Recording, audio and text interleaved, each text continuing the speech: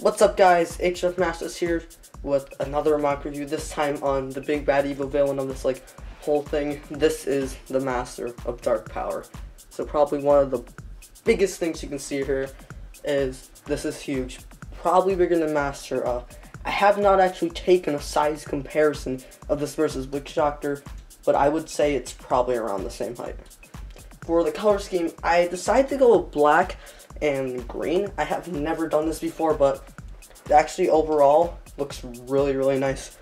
So you can probably tell I did a lot of things different here. This is definitely not something probably most people would expect. Like, one of the most different things here, the wings.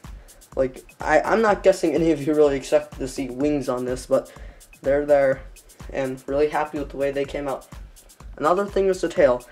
The tail was one of the most important things of this mock, mainly because it helps it stand.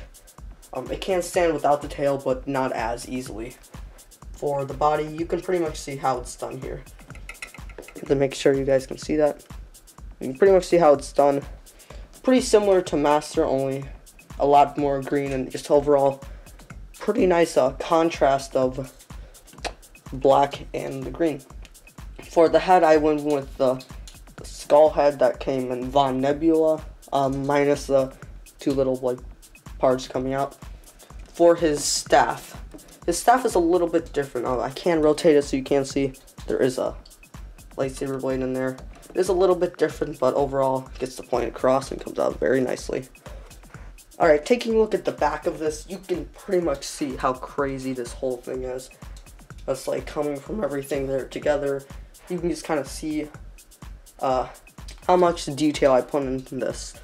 Like right here, you can see the 3.0 leaf pieces followed with this, and this isn't even necessary. This is just for some nice detail to give the back a much better look. Gonna go ahead and zoom in on it a little bit so you guys can see it better. Also, 3.0 pop piece, another just kind of detail.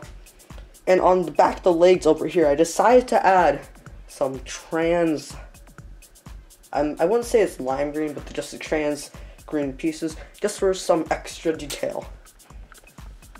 Now for the side of his arms, you can see once again trying to balance out the whole thing, giving it not mainly black, but just kind of giving a little bit of balance between the black and the green, giving it these two spikes, or whatever they're called. Even on the top view, you can see in here there, well, hopefully you can see, but right here there are two those green pieces.